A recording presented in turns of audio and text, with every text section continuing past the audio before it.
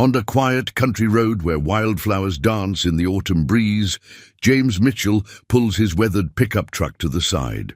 Ahead, a woman stands beside her stalled car, confusion etched on her face. With only a quarter tank of gas left, barely enough to get him and his daughter through the week, he doesn't hesitate. He siphons what he can spare, helping a stranger continue her journey.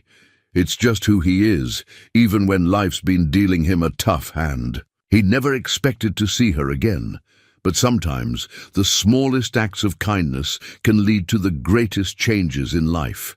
What he doesn't know is that this moment will transform not just his future, but his daughter's too. Could a simple act of roadside kindness really change the course of 3 lives forever? Before we jump back in, tell us where you're tuning in from.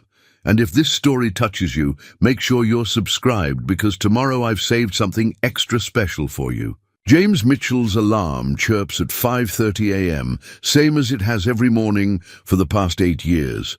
He silences it quickly, not wanting to wake Sarah sleeping in the next room. Their small rental house carries sound like a whisper in a library.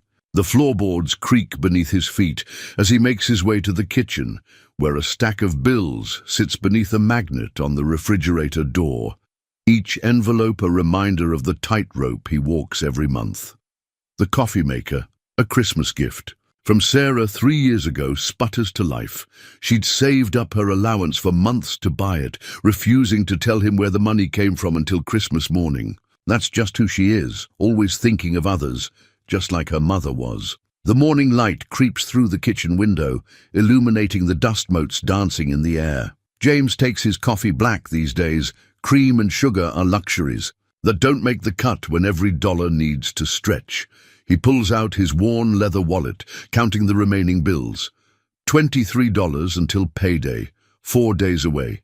The gas he gave away yesterday was worth about $15, but he can't bring himself to regret it. His job at Mitchell's Hardware, no relation though customers often assume he's part of the founding family, starts at 7. The owner, old Joe Mitchell, is fair enough, but the pay barely keeps them afloat. Still, it's steady work, and in their small town of Cedar Grove, steady work is something to be grateful for. Sarah emerges from her room just as he's finishing his coffee, her school backpack already slung over one shoulder. At 12, she's growing into a young lady so quickly it sometimes takes his breath away. Her dark hair is pulled back in a neat ponytail, and she's wearing the second-hand jeans they found at the thrift store last month. She makes them look like they could have come from any department store. "Morning, Dad," she says, reaching for the cereal box. "Did you eat?" "Just coffee," he replies, though they both know it's not just about running late. The cereal needs to last until payday. Sarah pours a modest bowl, leaving enough for tomorrow. She's too young to be this conscious of rationing, but life has taught her lessons that most kids her age never have to learn. Since her mother passed 3 years ago, she's grown up faster than any father would wish for their child. "Ms. Rodriguez says I might have a shot at the state science fair," she mentions between bites. "My project on local water pollution patterns scored the highest in class." Pride swells in James's chest, mixing with a familiar ache. The state science fair is in Columbus, a 3-hour drive away. Hotel costs, meals, transportation. His mind automatically calculates expenses they can't afford. "That's amazing, sweetheart," he says, and means it. "We'll figure something out." He doesn't know how yet, but he's learned to have faith in yet. It's become their family motto of sorts. The morning routine continues with practiced efficiency.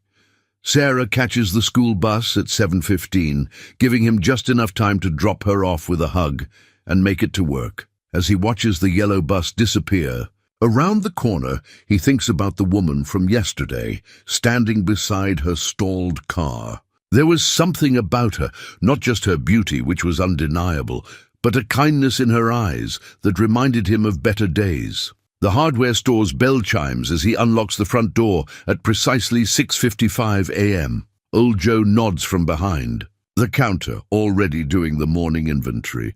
"Trucks coming in today," he says.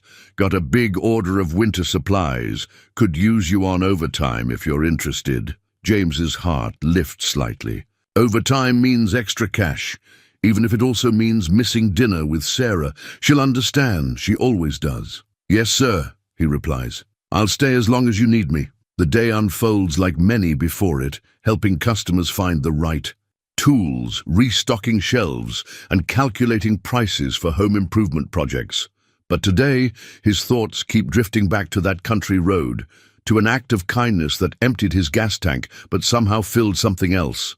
Something he hadn't realized was running on empty too. Sarah Mitchell sits in her 7th grade science class, her notebook open to a fresh page, though her eyes drift to the window where autumn leaves spiral down from the maple trees lining the schoolyard. On her desk sits her proudest possession, a small trophy from last year's science fair.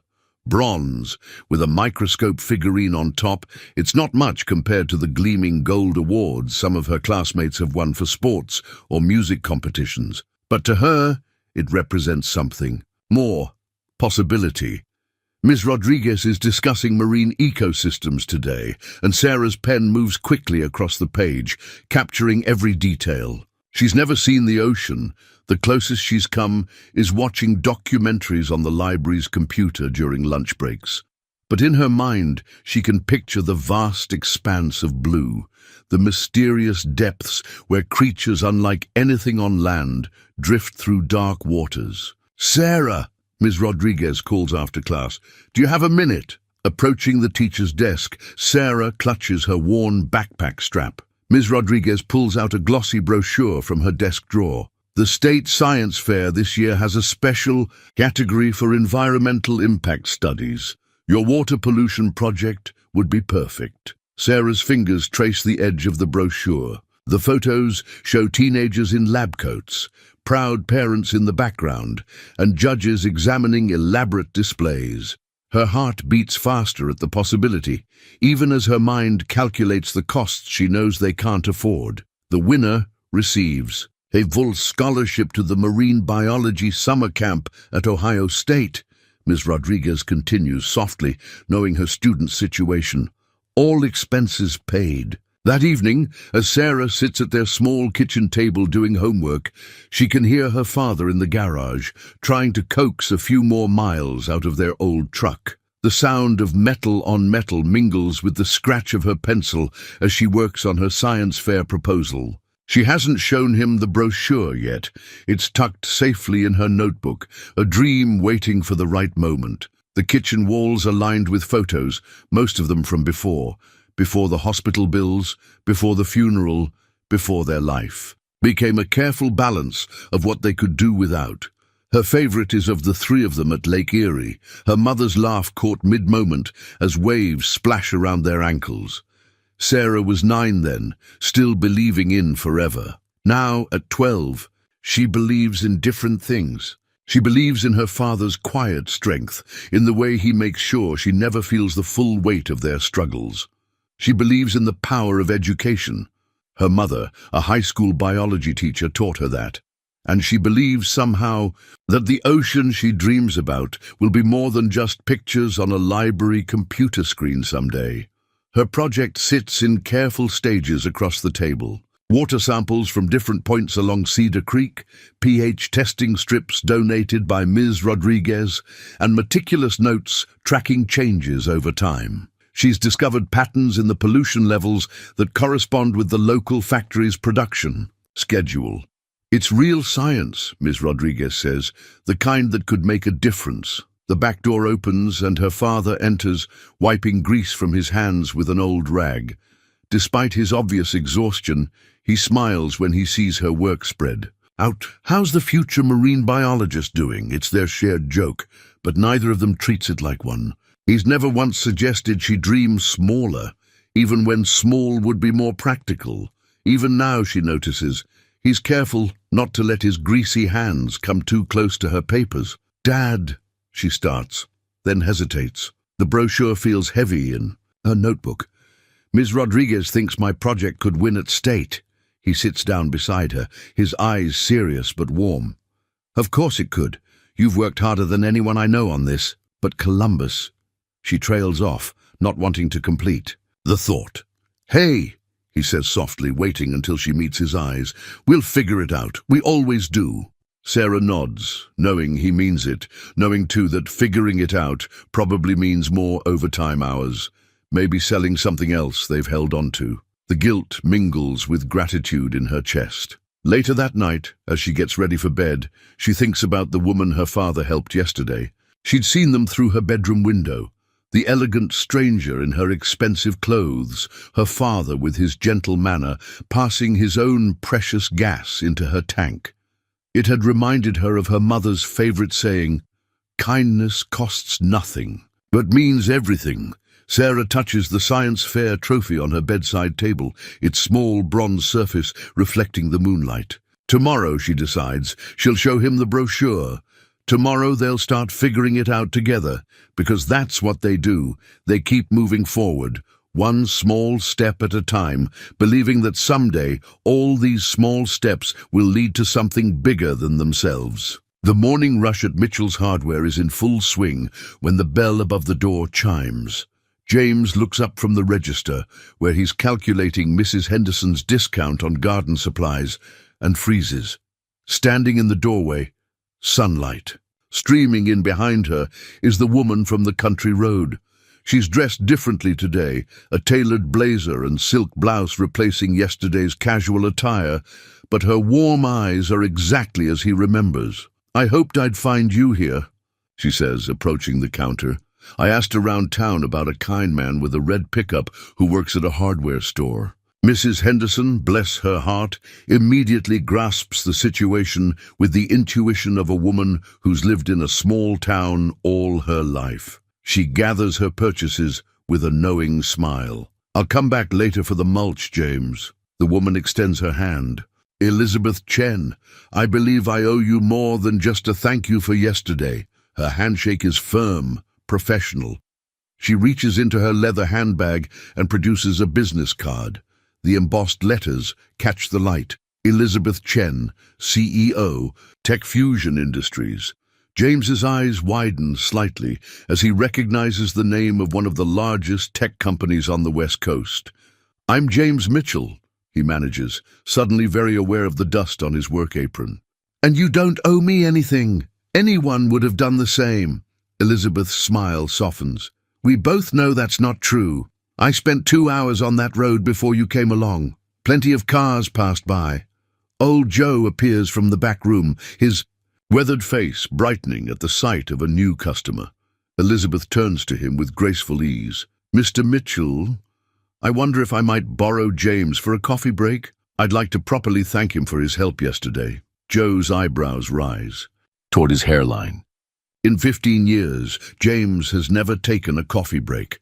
"Take an hour," he says, waving them off. "Henderson's mulch can wait."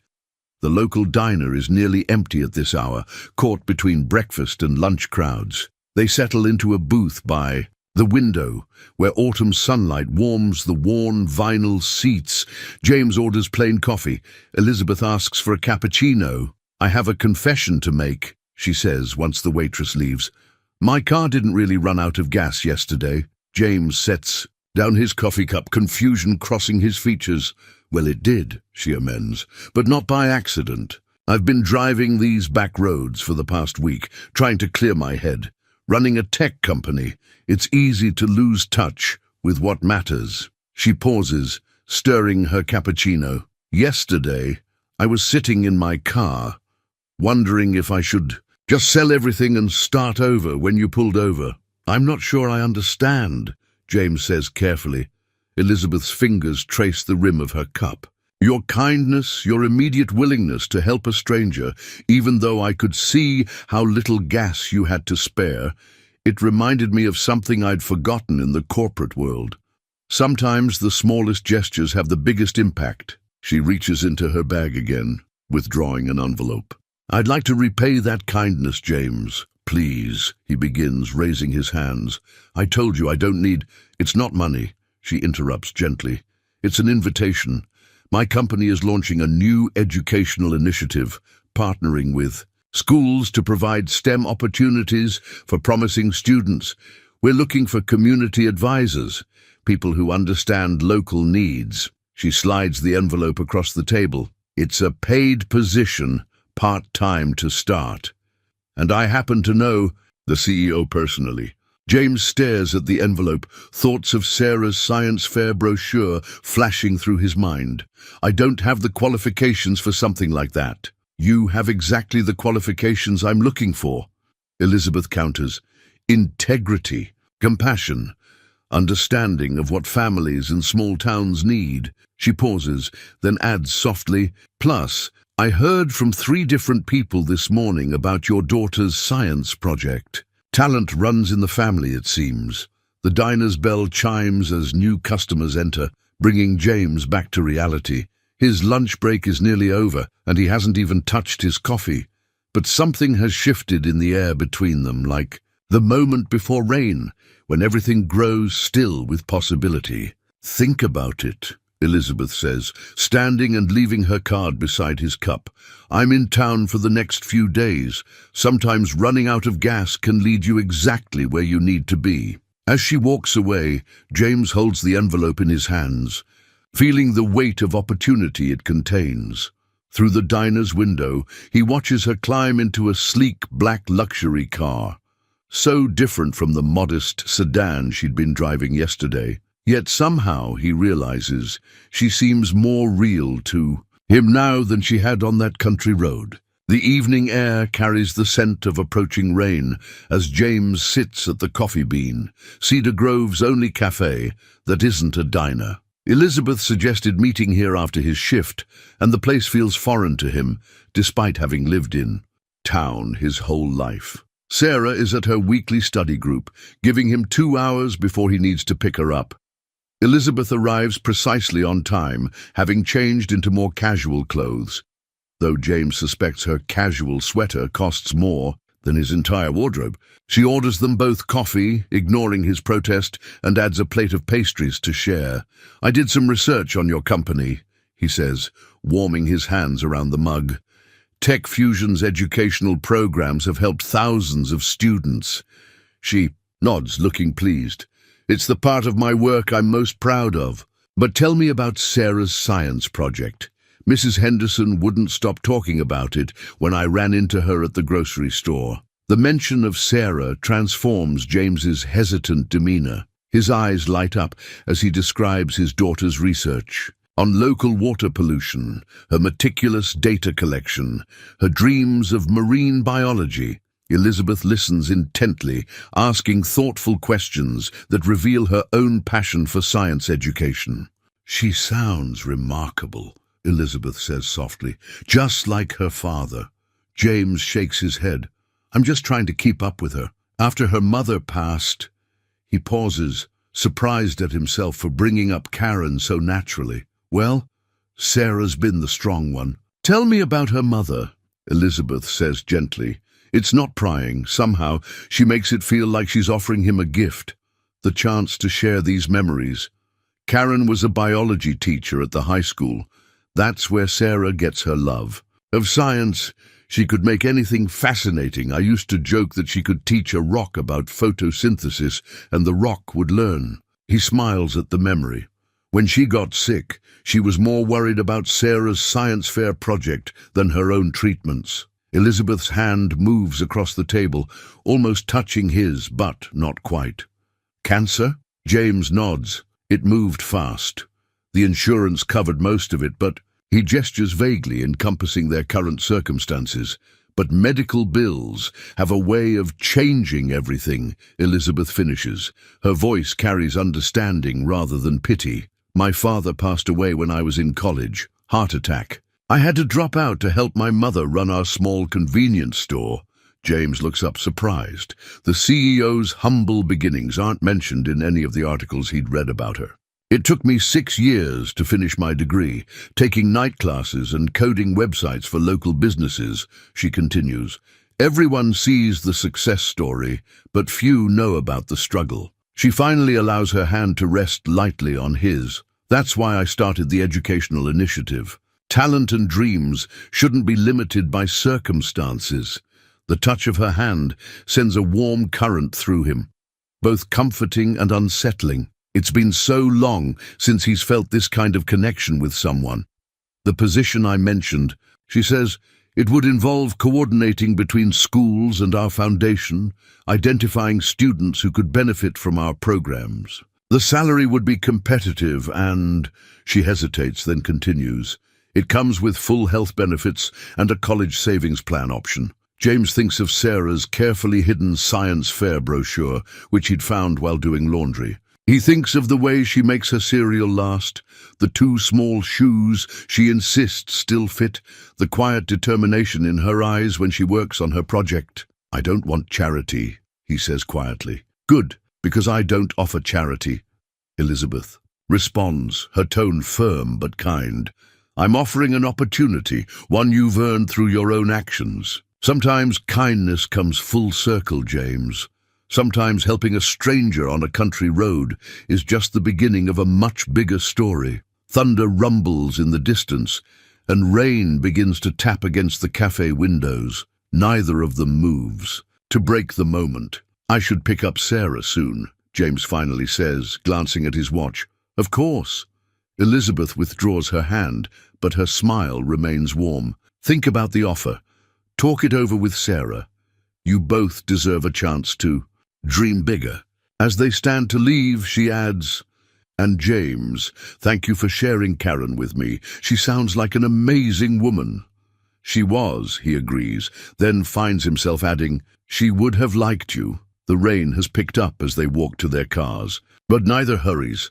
Some moments, James realizes, are worth getting a little wet for. Sarah sits cross-legged on her bed, pretending to read her science textbook while actually watching through her window as her father talks with Elizabeth in the driveway. It's been 3 days since the elegant woman started appearing in their lives, and Sarah hasn't missed the subtle changes in her father, the way he stands straighter, how his smile comes more easily, the careful way he combed his hair this morning. On her bedside table, next to her science fair trophy, sits her mother's old photo album. She'd pulled it out last night, studying her mother's face in the pictures, wondering what she would think about this new development. In her favorite photo, her mom is laughing while teaching a class, her hands animated as she explains something. About cell division, Sarah traces the familiar image with her fingertip.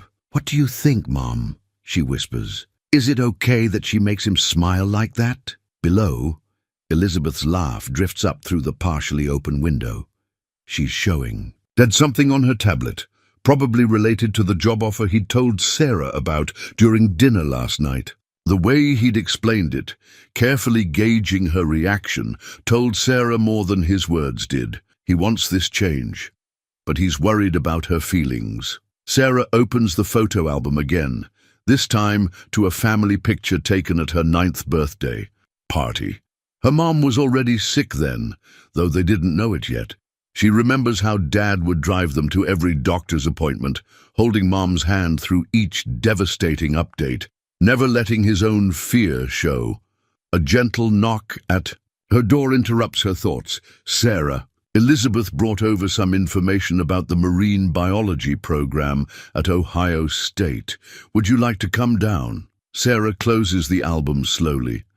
Coming, Dad. In the living room, Elizabeth sits on their worn couch as if it's the most comfortable place in the world, not seeming to notice the slight sag in the middle or the faded patches on the armrests. She's dressed casually today in jeans and a soft sweater, her tablet propped on her knees. Hi, Sarah. Elizabeth smiles warmly. I heard about your water pollution study. It reminds me of a project that won the National Science Fair last year. Would you like to see it? Despite her initial reluctance, Sarah finds herself drawn into the conversation. Elizabeth doesn't talk down to her like most adults do. Instead, she asks thoughtful questions about Sarah's methodology and offers suggestions that show she's actually familiar with environmental science. Did you know, Elizabeth says, pulling up a new page on her tablet, that the summer program at Ohio State includes 2 weeks of field research on Lake Erie?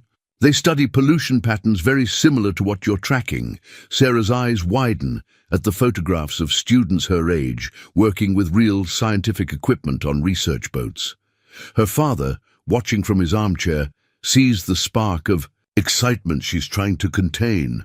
"That sounds expensive," Sarah says carefully, already preparing herself for disappointment. "Actually," her father clears his throat, "that's something I wanted to discuss with you. The position Elizabeth offered, it comes with some educational benefits." Sarah looks between them, hope warring with protective instinct. "But what about the hardware store and our house?"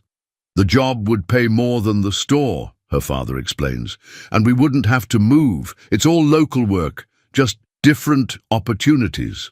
Elizabeth stays quiet, letting them have this moment. But Sarah notices how her father glances at her for support.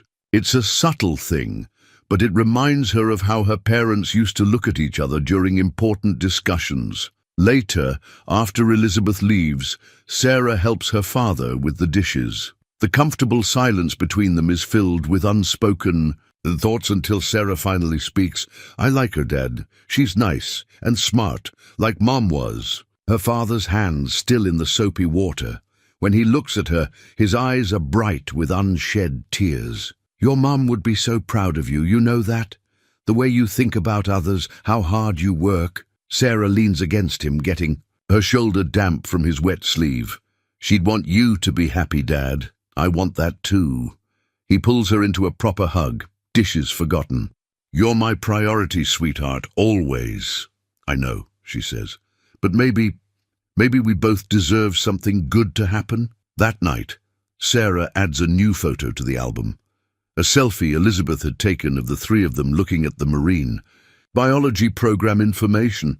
It's not perfect. Dad's half smiling like he always does in photos. She's mid-laugh at something Elizabeth said, and the lighting's a bit dim. But something about it feels right, like the beginning of a new chapter in their story. She places her mother's favorite bookmark, a pressed wildflower between layers of lamination, next to the new photo. "I think you'd understand, Mom," she whispers.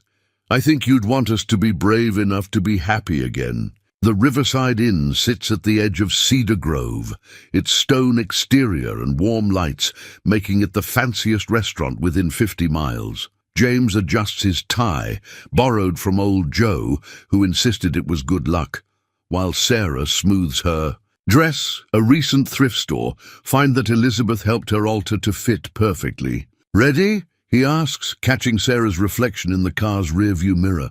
She nods, though her fingers keep fidgeting with her handmade bracelet, a gift from her mother for her last birthday. They've never eaten at the Riverside Inn before. Most locals save it for anniversaries and graduations. Elizabeth meets them at the entrance, elegant, in a simple black dress that probably costs more than their monthly rent. But her warm smile and genuine enthusiasm at seeing them erases any awkwardness. "You both look wonderful," she says, and somehow makes them believe it. Inside, the maitre d' leads them to a corner table overlooking the actual riverside. Sarah's eyes widen at the white tablecloth, the multiple forks, the soft jazz playing in the background. Elizabeth notices her slight hesitation and leans in conspiratorially. "Want to know a secret?" she whispers to Sarah. "I grew up eating at a fold-out card table. My first fancy dinner was a disaster. I used the wrong fork and knocked over my water glass. But someone wise told me the secret is to just be yourself. The rest is just window dressing." Sarah relaxes visibly, and James feels a surge of gratitude for Elizabeth's intuition. She has a way of making everything feel natural, of bridging worlds without calling attention to the bridges. "I took the liberty of ordering a special appetizer," Elizabeth says as their waiter approaches. "The chef here makes amazing crab cakes, unless you're allergic to shellfish." "We've never had crab cakes," Sarah admits. "Then you're in for a treat, and please order whatever interests you. This is a celebration." "What are we celebrating?" James asks, noting the spark in Elizabeth's eyes that suggests she's been waiting. "For this opening, several things, actually." She pauses as the waiter serves their appetizers. "First, I received word today that the board unanimously approved the expansion of our educational initiative. James, if you want it, the position is officially yours." James feels Sarah's hand slip into his under the table, squeezing excitedly. Elizabeth, I don't know what to say. Say yes, she continues, her voice warm with possibility. Because that's not all we're celebrating. The initiative is going global. We're partnering with marine research stations in the Mediterranean, the Pacific, and the Caribbean. Which means, she turns to Sarah, whose eyes have grown wide, we'll need to visit them all over the next few months, and I was hoping both of you would come with me. The crab cake on James's fork freezes halfway to his mouth. What? Elizabeth leans forward, her enthusiasm barely contained. Think about it. Sarah could study marine ecosystems firsthand. You could help establish connections between our global and local programs. We'd visit research stations, meet scientists, explore different cultures. 3 months of hands-on education and experience. But school? James manages, looking at Sarah, who seems to have forgotten to breathe. I've already spoken with your principal, Elizabeth says to Sarah. With your grades, they're willing to arrange independent study. You'd actually be ahead of your class in sciences, and the cultural exposure would count for several credits. The costs, James begins, but Elizabeth shakes her head. This is part of the job, James. All expenses would be covered by the foundation. You'd be working, helping us understand how to make these opportunities accessible to families like yours. And Sarah would be our student ambassador, documenting her experiences for other young scientists. Sarah finds her voice at last. We'd see real oceans, not just Lake Erie. Multiple oceans, Elizabeth confirms. Real research stations. Real marine biologists doing exactly the kind of work you're interested in. James watches his daughter's face glow with possibility, even as his practical mind races through obstacles. Our house, our obligations, can be managed, Elizabeth says gently. The foundation can arrange for house maintenance while you're away. Your job will be waiting when you return, a better job with better benefits. This isn't just a trip, James. It's an investment in both your futures. Their entrees arrive, grilled salmon for Sarah, who ordered it with newfound relevance, steak for James, and sea bass for Elizabeth. As they eat, Elizabeth shares more details. The itinerary, the educational opportunities, the chance to see parts of the world they've only dreamed about. Why us? James finally asks, voicing the question that's been nagging at him. Elizabeth sets down her fork, her expression turning serious. Because when you helped me on that road, you didn't just give me gas. You reminded me why I started this. Foundation in the first place. It's about creating opportunities, yes, but it's also about recognizing potential and courage when you see it. You and Sarah, you have both in spades. She reaches into her purse and pulls out 2 blue folders. These are the formal offers. One for the job, one for the student ambassador program. Take them home, read them over, talk about it. But know that sometimes the biggest adventures start with a simple act of kindness on a country road. The drive. Home that night is quiet, both James and Sarah lost in thoughts of possibilities. The folders sit between them on the seat, holding dreams that suddenly seem within reach. At a stoplight, Sarah breaks the silence. Dad, remember what Mom always said about the universe having a plan? James nods, his throat tight with emotion. Maybe. This is part of it, Sarah whispers, her mother's bracelet glinting in the passing streetlights. The kitchen table has become their war room of sorts, covered with the contents of both blue folders. James sits with his reading glasses perched on his nose, reviewing the job contract for the 3rd time. Sarah's student ambassador agreement lies next to it, along with brochures of the research stations they'd visit, Greece, Australia, the Caribbean. A world map from Sarah's school project has been pinned to the wall, red dots marking each destination. It makes their small kitchen feel both larger and smaller somehow, the world opening up even as their familiar space seems to shrink in comparison. The salary is more than double what I make at the hardware store, James murmurs, mostly to himself. The number still seems unreal, along with the benefits package that would finally let him stop worrying about Sarah getting sick or needing braces. Ms. Rodriguez says the marine biology program in Greece is one of the best in the world. Sarah adds, her finger tracing the route from Ohio to Athens on the map. They're doing research on sea turtle conservation. James watches his daughter's excitement, remembering how Karen used to get that same look when discussing her passion projects. But beneath his own excitement, fears nibble at the edges of his thoughts. What if it doesn't work out, he says quietly. What if I'm not qualified enough? We'd be leaving everything we know, everything secure. Sarah sets down the brochure she's been reading. Dad, can I show you something? She disappears into her room and returns with a shoebox he's never seen before. Inside are dozens of carefully folded papers, job listings, college brochures, scholarship applications. She's been collecting them for months, he realizes, planning her own way to reach for her dreams without burdening him. I was trying to figure out how to do it all without asking for help, she admits. How to get to college, how to study marine biology, how to make it work without making things harder for you. She pulls out a calculator with months of saved calculations. But Mom always said sometimes help finds you when you're busy helping others. James picks up one of the scholarship applications, his heart tightening at his daughter's careful research, her quiet determination. When did you get so wise? I had good teachers, she smiles, touching her mother's bracelet. Both of them. The evening light fades as they continue talking, really talking, about their fears and hopes.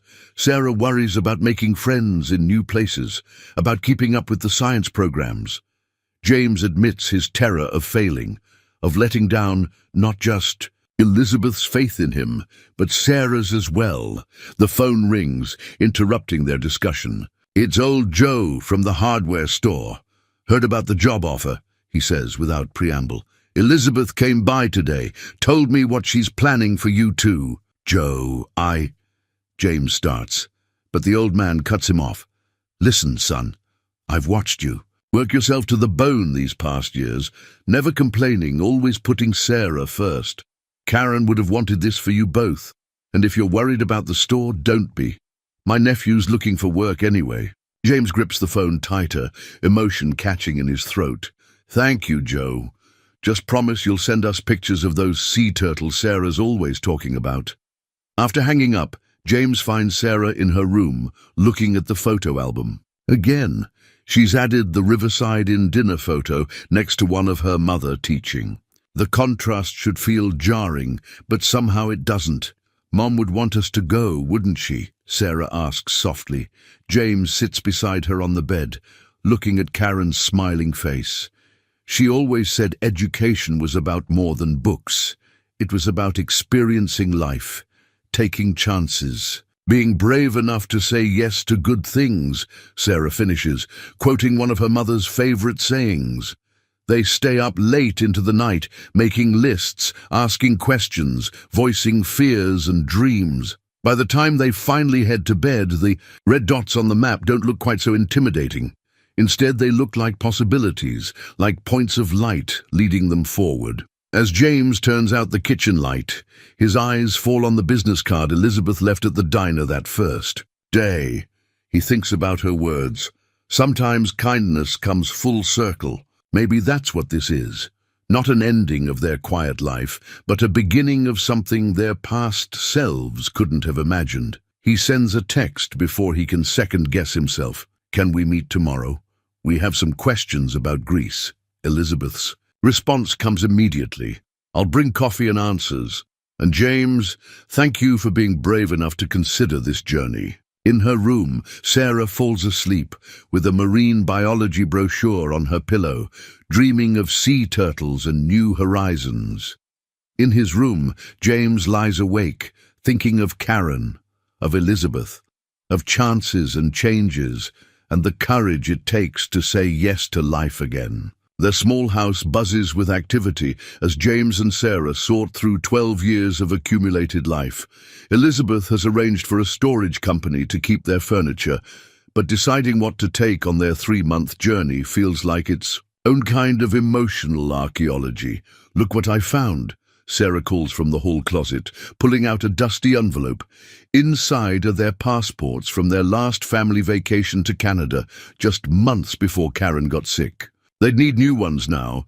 James's expired years ago, and Sarah's shows a gap-toothed 8-year-old grinning at the camera. The whole town seems to have heard about their upcoming adventure. Mrs. Henderson from the hardware store brings over a sturdy travel suitcase that her son never uses anyway.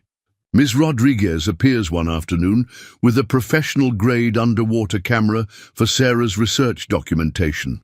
A loan from the school's science department. The school board is thrilled, she tells James as they watch Sarah carefully pack. The camera. Having a student ambassador in the program will help us apply for more science grants next year. She's blazing a trail for others. Even old Joe gets into the spirit, presenting James with a leather messenger bag for his new job. Can't have you carrying foundation documents in that beat-up backpack, he grumbles affectionately. Elizabeth proves to be a patient guide through the preparation process. She helps them apply for expedited passports, walks them through international phone plans, and introduces them to the concept of travel adapters and converter plugs. But more than the practical help, she seems to understand the emotional weight of each step. I remember my first passport photo, she tells Sarah as they wait at the post office. I was so nervous about traveling alone, but my mother told me something I've never forgotten. New places are just filled with friends you haven't met yet. The hardest decisions come with Karen's things. They've kept her study largely untouched. Her biology textbooks still lined up on shelves. Her favorite coffee mug still perched on the desk. Sarah finds her mother's old travel journal, filled with pressed flowers and sketches from family camping trips. We should take this, she says, holding the journal carefully. Maybe we could add to it? James pulls her close, breathing in the familiar scent of her shampoo. I think she'd love that. Elizabeth comes over one evening to help them organize their documents and finds them sitting on the study floor, surrounded by photos and memories. She starts to step back, giving them privacy, but Sarah calls her in. Mom would have liked you, Sarah says matter-of-factly, echoing her father's words from weeks ago. Want to see her favorite place? She shows Elizabeth a photo of the three of them at Lake Erie, the same one that's helped her through so many difficult nights. Elizabeth studies it with genuine interest, asking questions about the day, laughing at the stories they share. She was a biology teacher? Elizabeth asks, noting Karen's University of Michigan shirt in the photo. The best, Sarah nods. She could make anyone love science. That's clearly genetic, Elizabeth smiles, making Sarah blush. Later that night, after Elizabeth leaves, James finds Sarah adding a new section to her mother's travel journal, a list of marine species she hopes to see at each research station. The careful printing, the detailed notes, it's so like Karen that his heart catches. Dad, Sarah looks up. Is it okay that I'm excited? I mean, I miss Mom, but I'm really excited about what's coming. James sits beside her, looking at the journal, where his wife's handwriting meets his daughter's. Your mum's greatest gift was her enthusiasm for life, being excited about good things. That's how we honor her. The next few days pass in a blur of preparations. Elizabeth arranges for their house to be maintained in their absence. Lawn care, security checks, even someone to tend Karen's small garden. The roses will be waiting for you when you return, she promises. Their last night in the house, James and Sarah sit on the back porch, sharing ice cream like they used to do with Karen on summer evenings. The late August air is heavy with the zedda, a scent of ripening apples from their neighbor's tree. I got something for the trip, James says, pulling out a small package. Inside is a new charm for Sarah's bracelet, a tiny silver compass. So you always know your way home, he explains, helping her attach it next to the heart charm Karen gave her. Sarah touches the compass gently, then looks up at the stars, the same stars they'll soon see from different shores. Home isn't just a place, though, is it? It's who you're with. James thinks of Karen's love of adventure, of Elizabeth's gentle guidance, of his daughter's brave heart. No, he agrees softly. It's definitely who you're with. In the morning, they'll lock up the house, hand the keys to the property manager, Elizabeth arranged, and step into their new adventure. But for now, they simply sit together, listening to the crickets sing their eternal summer song, feeling the weight of endings and beginnings settle around their shoulders like a familiar blanket. The Columbus International Airport feels like another world to James and Sarah. Elizabeth meets them at the departure terminal, having flown in from a business meeting in Chicago specifically to accompany them on their first flight. She finds them staring at the departure board, their new matching luggage looking almost too pristine. "Ready for your first flying lesson?" Elizabeth asks, her smile warming when she sees Sarah clutching her mother's travel journal. The check-in process is a symphony of new experiences. Sarah watches in fascination as their bags disappear down the conveyor belt, while James tries to hide his anxiety about removing his shoes at security. Elizabeth guides them through it all with gentle humor and patience. "I once tried to bring a full water bottle through security," she confides as they wait in line. The agent just smiled and said, "First time flying." Sometimes being new at something just means you're brave enough to try. At their gate, Sarah presses her face against the window, watching planes taxi and take off. "Dad, look, that one's bigger than our whole house." James, trying to focus on anything but his growing nervousness, notices how Elizabeth subtly positions herself between him and the window. She's figured out his anxiety without him having to voice it. "The first time I flew," she says casually, drawing his attention, "I was terrified. Then a kind flight attendant told me something that helped. We're actually safer up there than we are driving to the grocery store." Their flight to New York, the first leg of their journey to Greece, boards in zones. Elizabeth has arranged for priority boarding, sparing them the rush of the general queue.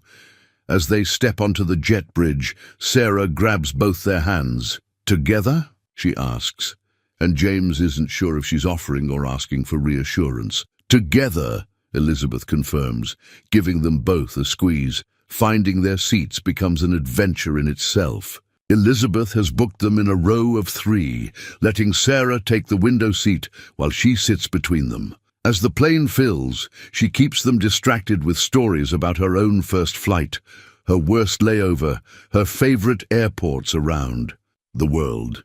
The safety demonstration catches Sarah's full attention. She even pulls out her journal to take notes, making Elizabeth hide a smile. But when the engines roar to life, James's hands grip the armrest so tightly his knuckles turn white. Without drawing attention to his distress, Elizabeth gently places her hand over his. "Did you know," she says conversationally, "that every single sound we're hearing right now is exactly what we're supposed to hear? It's like a symphony, each instrument playing its part perfectly." Sarah, caught between excitement and concern for her father, adds, "Like in chemistry class, when all the reactions happen in the right order." The plane begins to move, and James forces himself to focus on their voices, on the warm pressure of Elizabeth's hand, on his daughter's scientific curiosity. The takeoff roll builds speed, and then, "Oh," Sarah gasps as they lift off, her face glued to the window. "Dad, everything's getting smaller. Look, I can see our town." Somehow his daughter's wonder overcomes his fear. James leans across Elizabeth to peek out the window, watching Cedar Grove shrink beneath them until it's just a pattern of familiar streets and buildings. "That's the hardware store," Sarah points, "and our house. It looks so tiny. Like a different perspective on things we thought we knew by heart," Elizabeth muses, and James catches the deeper meaning in her words. As they level off above the clouds, Sarah pulls out her mother's journal, opening to a fresh page. At the top, she writes, "First flight following Mom's love of adventure." Below, she starts sketching the cloud formations, adding notes about altitude and weather conditions that she learned from the pilot's announcement. Elizabeth produces snacks from her carry-on, including Sarah's favorite granola bars that they'd mentioned once weeks ago. It's these small, thoughtful gestures, James realizes, that have slowly been rebuilding his faith in possibility. When we land in New York, Elizabeth explains, we'll have a few hours before our flight to Athens. I thought we might visit the international terminal. It's like taking a trip around the world without leaving the airport. Really? Sarah's eyes light up. Really? And wait until you see the sunset from above the clouds. It's like nothing else on Earth. As if on cue, the sun begins its descent, painting the cloud layer below them in shades of gold and pink. Sarah scrambles for her camera, careful not to bump her seatmates in her excitement. James watches his daughter document this moment, remembering how Karen used to photograph everything too, believing that beauty should be captured and shared. He glances at Elizabeth, who's helping Sarah adjust her camera settings, and feels a profound gratitude for this woman who somehow knew exactly how to help them spread their wings. "Thank you," he whispers, quiet enough that Sarah won't hear. Over her excited narration of the sunset, Elizabeth turns to him, her eyes soft with understanding. Sometimes the scariest steps lead us to the most beautiful views.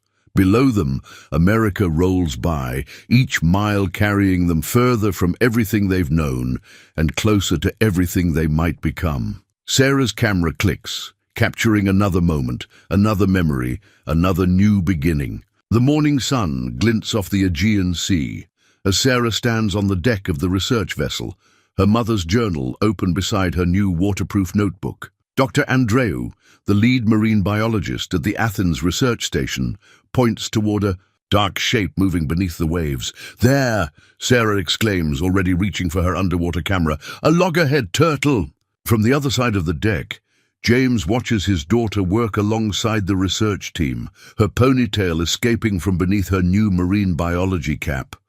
A gift from Elizabeth, their first morning in Greece. He can hardly believe this confident young scientist is the same girl who was rationing cereal just weeks ago. Elizabeth joins him at the railing, passing him a cup of coffee. "She's a natural," she observes, smiling as Sarah carefully photographs the turtle's swimming patterns. Dr. Andreou says her documentation methods are graduate student level. The praise warms James's heart, but it's not just Sarah who's flourishing. His work coordinating with local educational programs has opened his eyes to possibilities he never imagined. Yesterday, he helped develop a plan to connect Greek and American students through virtual marine biology labs. "I never thought I'd be doing something like this," he admits, watching the Athens coastline shimmer in the distance. "Making a real difference." Elizabeth's shoulder brushes against his, a touch that's become comfortably familiar over the past weeks. "You've always made a difference, James. Now you're just doing it on a larger scale." Their evenings have fallen into a pleasant routine. After days spent with Sarah at the research station, or James at partner schools, they explore local tavernas, sampling Greek dishes, and listening to Sarah practice the language phrases she's learning from the research team. Tonight's dinner is at a small family-owned place in the Plaka district, where tables spill out onto a cobblestone street and bouzouki music fills the air. Sarah is attempting to explain marine conservation to their elderly waitress using a mixture of English, basic Greek, and enthusiastic gestures. "She reminds me so much of Karen," James says softly, watching his daughter. "That passion for sharing knowledge, for connecting with people." Elizabeth's hand finds his under the table. "Tell me more about Karen," she says, as she often does, understanding his need to keep memories alive while making room for new ones. Later, walking back to their hotel through the warm evening, Sarah skips ahead, stopping to photograph the Acropolis lit up against the night sky. James and Elizabeth follow more slowly, their hands still linked. "I got an interesting email today," Elizabeth says. "The Foundation Board is considering expanding the Marine Research Program to include year-round student partnerships. They'd need someone to oversee it permanently." James slows his steps. "What are you saying?" "I'm saying that when our 3 months are up, there could be a place for both of you in this program, a real home in this work if you want it." Before James can respond, Sarah calls out excitedly, She's discovered a street artist selling watercolors of the sea, including one of a loggerhead turtle that looks just like the one they saw today. The artist, an older woman with kind eyes, sees Sarah's marine biology cap and begins sharing stories of her own children who work with the local conservation groups. Though they don't share a language, the connection is clear. People united by their love of the sea and its creatures. Elizabeth buys the painting despite Sarah's protests that it's too expensive. Some moments deserve to be remembered, she says, helping Sarah wrap it carefully in paper. That night, in their adjoining hotel rooms, James hears Sarah adding to her mother's journal. The sound of pen on paper mingles with the distant sound of waves and city life. He thinks about Elizabeth's offer, about the way Sarah has bloomed in this new environment, about the feeling of doing work that matters. In his own room, he opens his laptop to find an email from old Joe with photos of Karen's roses blooming right on schedule. Roots and wings, he murmurs to himself, remembering one of Karen's favorite sayings about raising children. He never expected it might apply to him too, learning to fly at this stage of life. A soft knock at his door reveals Elizabeth holding a bottle of Greek wine and 2 glasses. "Thought you might want to talk," she says, understanding as always. Under the Athenian moon, they sit on his balcony, discussing possibilities, sharing stories, and watching the lights of fishing boats drift across the dark harbor. Sometimes, James realizes, home finds you in the most unexpected places. The message arrives during their last week in Greece, just as Sarah is preparing to present her sea turtle research to the Athens Marine Institute. James's phone buzzes with an incoming text from Karen's sister. "Rebecca, heard about your world tour from Joe. Taking Karen's daughter to the other side of the world without consulting family. Lawyers will be in touch regarding custody arrangement review." The words hit James like a physical blow. He's standing in the Institute's marble-floored lobby, watching through glass doors as Sarah confidently sets up her presentation materials. Elizabeth notices his expression and moves closer, concern evident in her features. "James, what's wrong?" He hands her the phone wordlessly. Her face darkens as she reads, professional instincts kicking in. "Let me make some calls," she says quietly. "We have excellent lawyers who specialize in international family law," but James barely hears her. His mind is racing back to the custody discussions after Karen's death, when her family had pushed for partial custody. They'd backed off then, recognizing that stability was what Sarah needed most. Now, though, "Dad!" Sarah calls through the doors, waving excitedly. "Dr. Andreu wants to know if we can Skype with his colleagues in Australia about the comparative study." He forces a smile, pushing down his anxiety. This is Sarah's moment. He won't let anything overshadow it. The presentation goes brilliantly. Sarah handles questions from marine biology professors with poise, her passion for the subject shining through. But throughout the afternoon, more messages arrive. Rebecca has been talking to Karen's parents, stirring up old concerns. "She's just a child, James. She needs stability, not gallivanting around the world with some corporate CEO who's playing family." That one stings particularly hard, making him question everything. Is he being selfish? Is this adventure really in Sarah's best interest? Elizabeth finds him that evening on their hotel balcony, staring out at the Acropolis, lit up against the night sky. She sets a folder down between them. "I've had our legal team review everything," she says gently. "The custody arrangement is solid. They can't change it just because they disagree with Sarah getting educational opportunities. In fact, her documented success here strengthens our position." "Our position?" James turns to her, catching the pronoun. "Yes, our position." Elizabeth meets his gaze steadily. "I'm not going anywhere, James, unless you want me to." The question hangs in the air between them, heavy with meaning. Before he can respond, Sarah's voice comes from the doorway. "Is this about Aunt Rebecca?" They turn to find her holding her phone, face pale but determined. She sent me a message too. James starts to reach for her, but Sarah straightens her shoulders. A gesture so like her mother, it makes his heart ache. I'm not a baby anymore, she says firmly. And Mom always said education was the most important gift we could give ourselves. She looks between them, adding softly, all of this, the research, the traveling, learning about the world, it's exactly what she would have wanted for me. Elizabeth starts to step away, giving them privacy, but Sarah catches her hand. You're not just some CEO playing family, she says, referencing the message James hoped she hadn't seen. You're someone who saw us, really saw us, and helped us believe in possibilities again. That's what Mom did too. James watches his daughter, no longer the little girl who needed protecting, but a young woman growing into her own strength. She's right. Karen would have loved this journey they're on, would have encouraged them to grab hold of this chance with both hands. He makes a decision. Elizabeth, could you ask your lawyers to draft a response? Something professional but firm. Elizabeth nods, relief flickering across her features. Already done. They're just waiting for your approval. Sarah pulls out her mother's journal, now filled with sketches of sea turtles and Greek sunsets alongside Karen's old notes. Can I add something to the letter about how I feel? Later that night, after Sarah has gone to bed, James and Elizabeth sit together on the balcony again. The city lights twinkle below like earthbound stars. I'm sorry my presence complicated. And things, Elizabeth begins, but James shakes his head.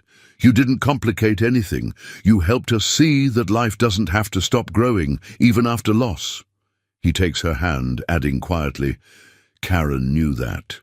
It's why she made me promise. To keep living, really living, not just existing. Elizabeth squeezes his hand.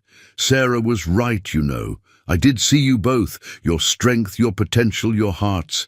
And somehow you saw me too, beyond the CEO title. Below them, the ancient city continues its nighttime rhythm, a reminder that life flows forward like the tide.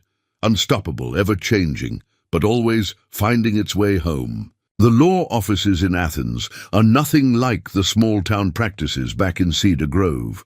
Smooth marble floors reflect morning sunlight as James, Sarah, and Elizabeth sit before a polished conference table, connected via video call to Karen's, a family back in Ohio. Elizabeth's international legal team has arranged this meeting to address concerns directly rather than let them fester. Sarah sits between them, her mother's journal open before her like a talisman. She's asked to speak first, and James marvels at her composure as she faces the screen showing her grandparents and aunt. I want to show you something, she begins, holding up her research journal. This is Mum's old travel journal. See how the first half is her writing, her sketches of plants, her notes about teaching biology. She turns to the newer pages. And these are my notes about sea turtles, about ocean conservation, about all the things I'm learning. I'm not running away from Mum's memory. I'm building on it. Rebecca starts to interrupt, but Sarah continues gently. Aunt Becca, remember, our Mom used to say that education isn't just about books. She'd love knowing that I'm doing real research, that I'm helping protect endangered species, that I'm learning things that could help me become the marine biologist she always encouraged me to be. James watches his in-laws' expressions soften as Sarah speaks. She's so much like Karen in this moment, passionate about learning, clear in her convictions, but kind in her delivery. Elizabeth has prepared a comprehensive presentation about the educational program, complete with Sarah's academic progress reports and letters of recommendation from marine biology professors. But it's the informal moments captured in photographs that seem to reach Karen's parents most deeply. Sarah recording turtle nesting data, James teaching local students about marine conservation, the three of them learning Greek phrases from local fishermen. She looks happy, Karen's mother says quietly, studying a photo of Sarah explaining her research to younger students. Healthier than I've seen her since we lost Karen. I am happy, Sarah confirms. And I know Mom is too, wherever she is, because she always said that love grows. It doesn't have to stay small just because someone is gone. Elizabeth, who has remained respectfully quiet throughout most of the meeting, finally speaks. I know. I'm new to your family's story, she says carefully, but I want you to know that I see Karen in everything Sarah and James do, in their kindness, their dedication to learning, their way of making everyone around them feel valued. I'm not trying to replace anyone. I'm just grateful to be part of their journey forward. The legal teams exchange documents, updated educational guardianship forms, travel permissions, curriculum plans. But it's the personal exchanges that truly matter. Rebecca asks about Sarah's research, showing the first real interest in her niece's work. Karen's father shares a story about Karen's first science fair project. Bridges begin to rebuild. After the call ends, they sit quietly in the conference room, processing the emotional weight of the morning. Sarah is the first to speak. I think Mom would be proud of all of us today, she says, adding a new entry to the journal. Even Aunt Becca, it's hard to be brave enough to change your mind. James pulls her into a hug, remembering all the times Karen had mediated family discussions with that same combination of firmness and grace. Your mum taught us all how to listen with our hearts, didn't she? Elizabeth begins gathering their documents, but Sarah stops her with a touch. Your family too now, she says simply. That's what I was trying to help them understand. Later that evening, they walk along the beach near the research station. Sarah runs ahead to check on a turtle nest she's been monitoring, leaving James and Elizabeth to follow at their own pace. Thank you, James says, taking Elizabeth's hand, for everything today, for being willing to face all this complexity. Elizabeth watches Sarah in the distance, her research tools spread out carefully around the nest site. You know, when I first started the foundation, I thought it was about creating educational opportunities, but being with you and Sarah has taught me it's really about creating family, in all its beautiful, complicated forms. A message arrives from Karen's mother, a photo of young Karen at her first marine biology camp, along with the words, "Found this in an old album. Thought Sarah might like to add it to her journal. Love you all." Sarah comes running back, excitement in her voice. The nest is showing signs of hatching. Dr. Andrew says we might get to help with the release tomorrow. She notices their damp eyes and pauses. Happy tears. James pulls her close with his free arm, keeping his other hand firmly in Elizabeth's. Happy tears, he confirms, and happy beginnings. Together, they stand on the Greek shore, watching the sun paint the waves in colors Karen would have loved to sketch. Their family has grown in ways none of them expected, proving once again that love, like the ocean itself, knows no bounds. Santorini rises from the Aegean like a dream, whitewashed buildings cascading down volcanic cliffs to meet the crystal blue sea. Elizabeth has arranged for their last few days in Greece to be spent here, ostensibly to meet with local marine conservation groups, though James suspects she has other plans from the way she and Sarah have been exchanging secretive smiles. Their suite overlooks the caldera, where the setting sun transforms the water into liquid gold. Sarah has spent the afternoon photographing the local cats that roam the narrow streets, adding their pictures to her mother's journal alongside notes about the volcanic formation of the island. "Dad," she calls from the doorway of their suite. "Elizabeth wants to know if you'll join her for sunset at that little church we saw earlier. I'm meeting Dr. Nicolaou to photograph the bioluminescent plankton, remember?"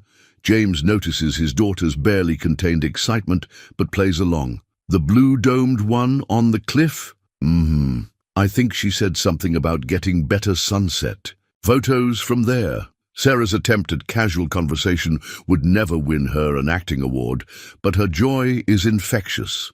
The winding path to the church is lined with bougainvillea, their purple blooms catching the late afternoon light. Elizabeth waits at the top of the steps, wearing a flowing sundress that catches the breeze.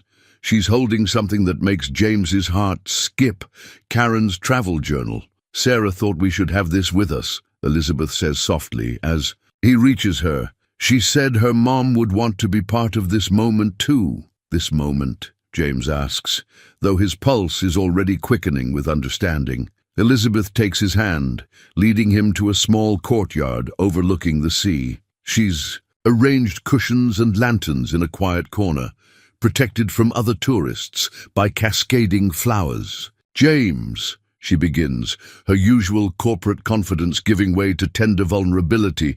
"When I ran out of gas on that country road, I was at a crossroads in my life. Success felt empty. I had everything except what mattered most." She opens Karen's journal to a new page, where Sarah has sketched their family, including Elizabeth, watching sea turtles together. "You and Sarah taught me what real wealth looks like.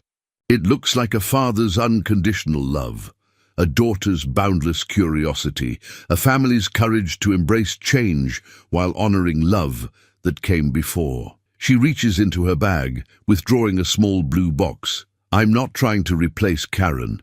I know she'll always be part of your hearts, and I love that about you both. What I'm asking is, could your hearts expand to include one more? Could we build something new together, something that honors the past while embracing our future?" James looks at the ring. A simple band with a small sapphire the color of the Aegean, then at this remarkable woman who has helped his daughter soar and his own heart heal. In Karen's journal, he sees his late wife's handwriting next to Sarah's sketches, next to Elizabeth's notes about marine conservation grants. Different chapters of love, all bound together. "Elizabeth," he says, voice rough with emotion, "I think my heart already has." Her hands tremble slightly as she slips the ring onto his finger. From somewhere below, they hear a familiar whoop of joy. Sarah stands on a lower terrace with her camera, Dr. Nicolaou beside her, pretending to check water samples. "You knew about this," James calls down to his daughter, laughing. "Are you kidding? I helped pick the ring."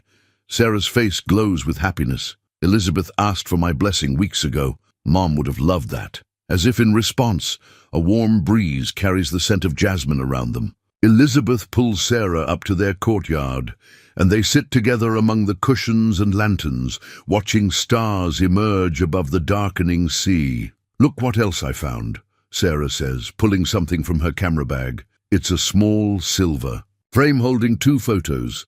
Karen teaching a biology class, her face alight with passion, and Elizabeth helping Sarah record turtle data, wearing the same expression of joyful purpose. "Two scientists who changed my life," Sarah says softly. "Mom taught me to love learning. Elizabeth taught me that dreams don't have expiration dates." James holds them both close, feeling the weight of the ring on his finger. Not a burden, but an anchor connecting past to present to future. Below them, the first hints of bioluminescence begin to sparkle in the dark water, nature's own celebration of light emerging from darkness. "To new chapters," Elizabeth whispers, and together they add another page to their ever-growing story. Cedar Grove looks different somehow as they drive in from the airport, though nothing has really changed. The hardware store still anchors Main Street, fall leaves still dance along the sidewalks, and Old Joe still has his best prices in town sign hanging slightly crooked in the window. But they're seeing it all through new eyes now. Elizabeth has arranged for their house to be prepared for their return. But none of them expected what they'd find. Karen's garden has been lovingly maintained, with autumn flowers blooming in careful rows. Inside, the mustiness they expected after months away is replaced by fresh air and subtle updates, new curtains that match their old ones, a recently tuned piano that had sat silent for years, Sarah's room painted in the ocean blues she'd admired in Greece. The whole town pitched in, Mrs. Henderson explains when she brings over a welcome home casserole. "Elizabeth sent photos of the places you visited, and we thought your home should reflect your journey." Sarah discovers her room now has a proper study corner, complete with a microscope and marine biology textbooks. The walls feature professionally framed photographs of her sea turtle research alongside her mother's old teaching awards. It's a perfect blend of past and present, of who she was and who she's becoming. The school board was so impressed with your research, Ms. Rodriguez tells her when she visits that evening. They've approved a marine biology elective for next semester. Would you consider helping me develop the curriculum? James finds his own surprises. His home office, once a cramped corner of the living room, has been transformed into a proper workspace. Karen's old desk has been expertly restored and sits beside a new one, creating a shared office space where he and Elizabeth can both work from home when she's not traveling. Elizabeth moves through their house with careful respect, learning its history through the stories each room holds. She asks about every photograph, every memento, genuinely wanting to understand the life they lived before her. When she reaches Karen's study, she pauses. "This room stays exactly as it is," she says, firmly. "It's part of who you both are." But Sarah shakes her head. "Actually, I was thinking, Mum's research books are getting dusty. Maybe we could turn this into a family library. Keep her books. Add my marine biology texts, your environmental papers. Make it a place where all our knowledge comes together."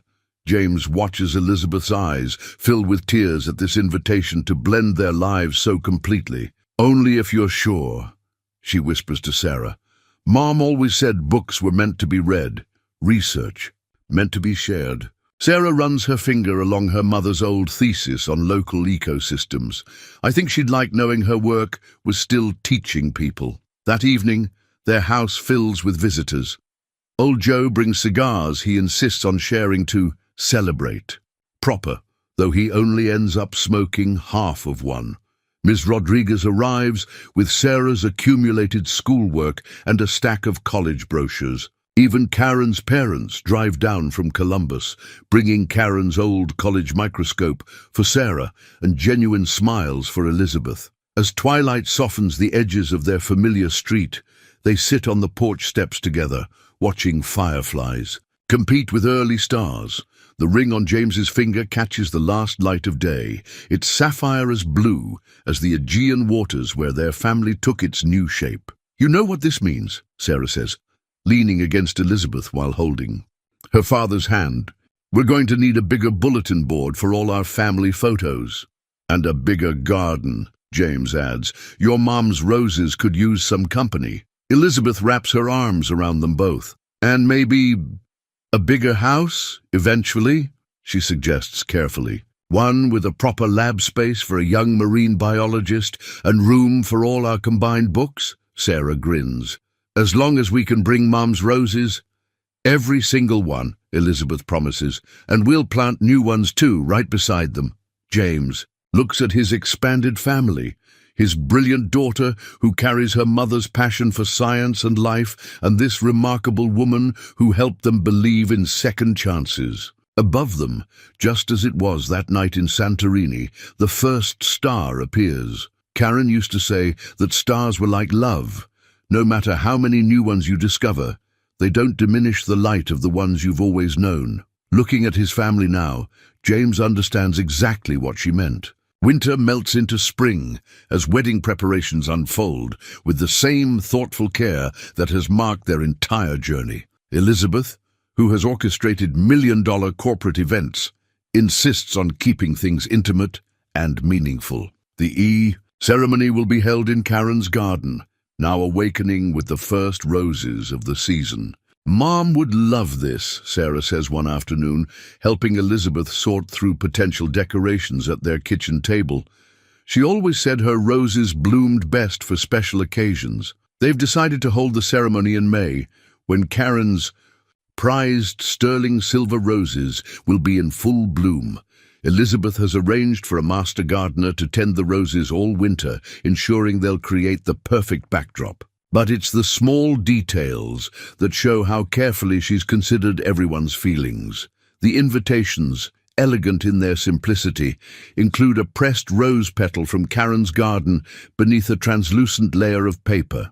Sarah helps create each one, carefully selecting petals and sharing stories about her mother as they work. "This one's from the bush Mom planted when I won my first science fair," or "These petals are from the roses Dad gave her on their last anniversary. Elizabeth listens to each story, adding them to her growing understanding of the family she's joining. She's also arranged something special, a memorial corner in the garden, where photos of Karen will be displayed among her favorite flowers.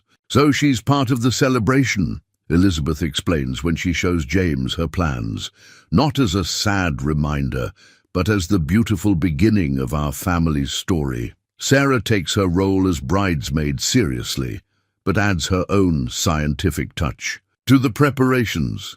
She's researched the optimal blooming conditions for each rose variety and creates detailed care schedules. The sterling silvers need morning sun but afternoon shade, she explains to the gardener, sounding so much like Karen that James has to turn away to hide his tears. One evening, as they're discussing wedding details, Karen's parents arrive unexpectedly. They're carrying a carefully wrapped package. "We found this in Karen's hope chest," her mother explains, handling the package with reverence. "She always said it should be Sarah's someday." Inside is Karen's wedding veil, lovingly preserved with dried roses from her own wedding bouquet, pressed between the folds of tissue paper. Elizabeth immediately begins to protest that they should save it for Sarah's future wedding, but Karen's mother shakes her head. "Karen would want it used for joy, not stored away in darkness. Sarah can wear it as your bridesmaid and then save it for her own day. That's how family traditions grow."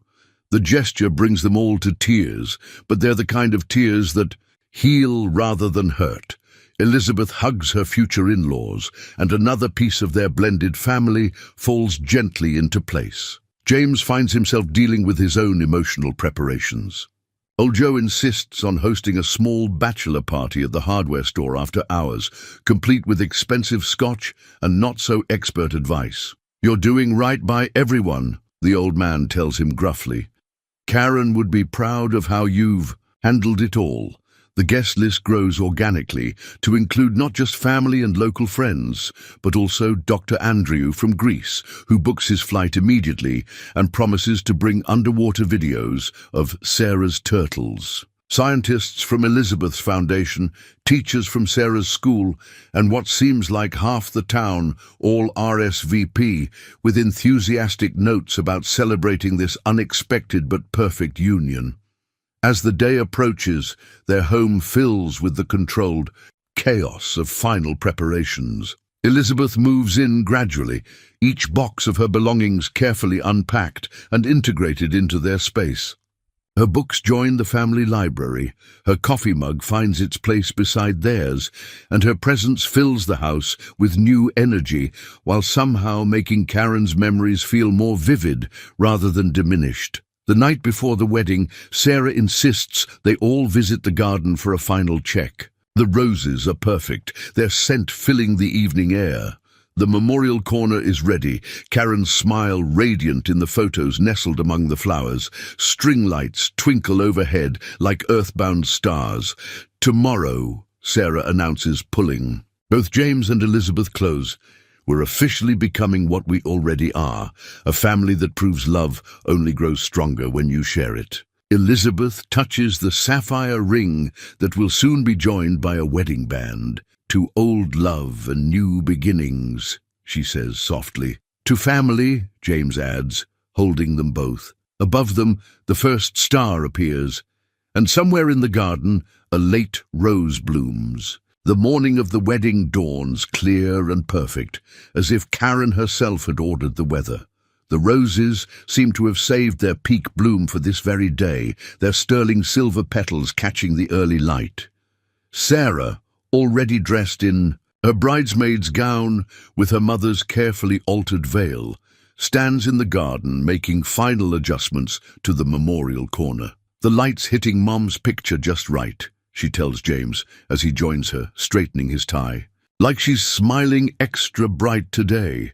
Elizabeth has spent the night at her hotel, honoring tradition, but her presence is everywhere in the thoughtful details. Hand-calligraphed place cards sharing a different memory of Karen for each guest. Small potted rose shoots as favors so everyone can take a piece of the garden home.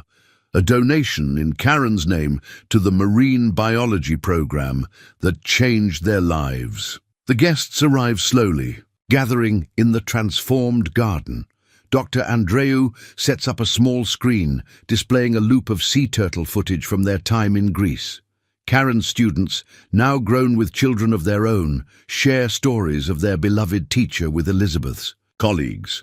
Two families, two worlds, blending as naturally as the different rose varieties in the garden. When the music begins, a gentle string quartet playing Karen's favorite Bach piece, Sarah takes her place beside the flower-covered arch. She carries a bouquet of sterling silvers mixed with blue delphiniums, the color of the Aegean Sea. The veil, which once graced Karen's own wedding day, catches the morning light just as it did 20 years ago. Elizabeth appears at the garden gate, and the collective intake of breath has nothing to do with her elegant dress or perfectly arranged hair. It's the joy radiating from her face, the look of someone who has found not just love, but family. In her hands, she carries a single sterling silver rose. As she reaches the arch, Elizabeth pauses at the memorial corner, gently placing the rose among Karen's photos. It's not a gesture of sadness or loss, but one of gratitude and recognition. Thank you for loving them first, for making them who they are. Sarah steps forward to begin the speech she's prepared, her voice clear and strong, despite her tears. Love, Mom always told me, is like her roses. It needs room to grow, care to flourish, and courage to bloom again after winter. Today, we're not just celebrating Dad and Elizabeth's love. We're celebrating how love grows, changes, and multiplies. When we're brave enough to let it, she turns to Elizabeth. You never tried to replace Mom. Instead, you helped us understand that our hearts are like gardens. There's always room to plant more roses without uprooting the ones already growing there. James takes Elizabeth's hands, his own eyes bright with tears. Their vows are simple but profound, promising not just love and fidelity, but understanding and gratitude for all that came before. I promise, Elizabeth says, her voice wavering slightly, to honor the love that made this family what it is, to cherish the memories you share, and to help write new chapters in your story. I promise, James responds, to embrace the future, without forgetting the past, to love you for helping us bloom again, and to remember that every ending can lead to beautiful beginnings. When they exchange rings, Sarah presents them on a small pillow she's embroidered with two dates, Karen's favorite saying about love growing, and the coordinates of the Greek church where Elizabeth proposed. The minister pronounces them married, just as a warm breeze sends rose petals dancing through the air. In that moment, as James kisses his bride, Sarah swears she feels her mother's presence in the garden,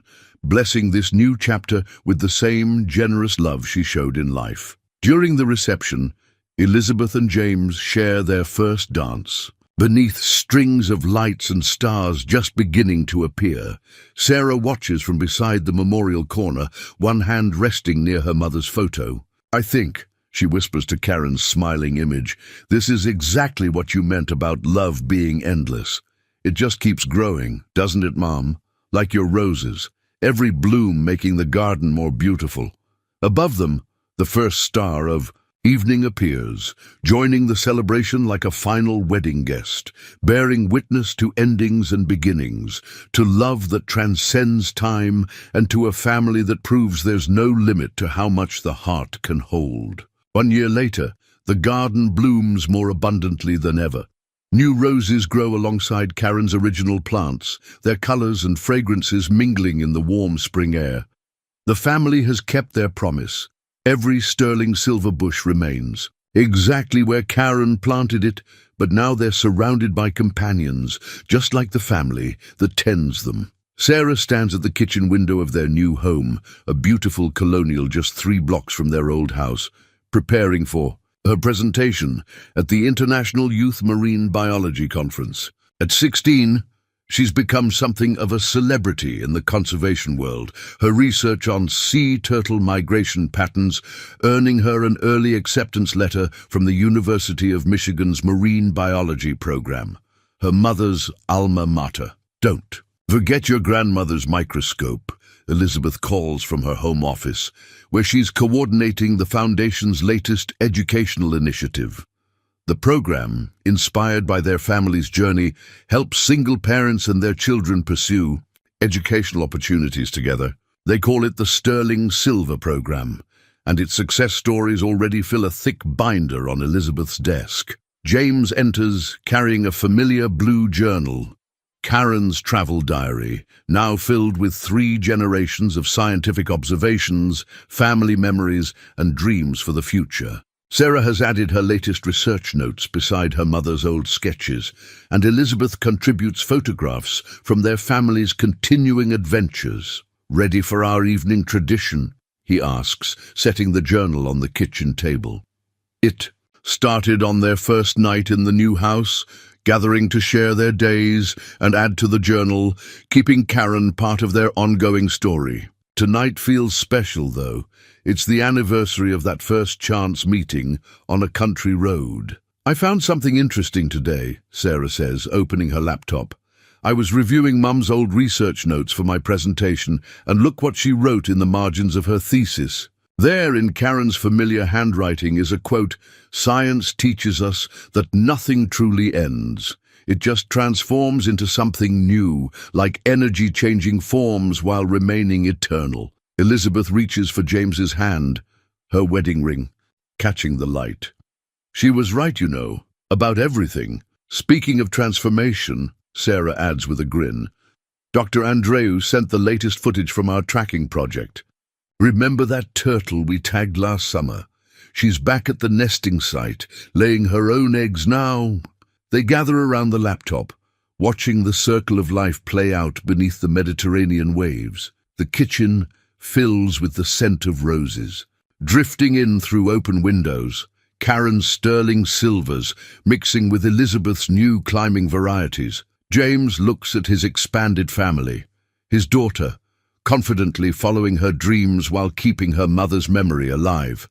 His wife, who helped them believe in second chances, and the invisible but ever-present love of Karen, whose wisdom somehow foresaw that hearts, like gardens, have infinite room to grow. "You know what Mom would say about all this?" Sarah asks, touching the well-worn cover of the blue journal. Elizabeth and James answer in unison, having learned the familiar phrase by heart, "Love grows." Above their new home, the first star appears, just as it did in Greece, just as it did in the garden on their wedding day, just as it has every evening since that fateful moment when a simple act of kindness transformed 3 lives forever. Sarah adds one final note to today's journal entry. "Sometimes running out of gas can fill your heart instead." Below it, she sketches a small rose, its petals opening to embrace whatever tomorrow might bring.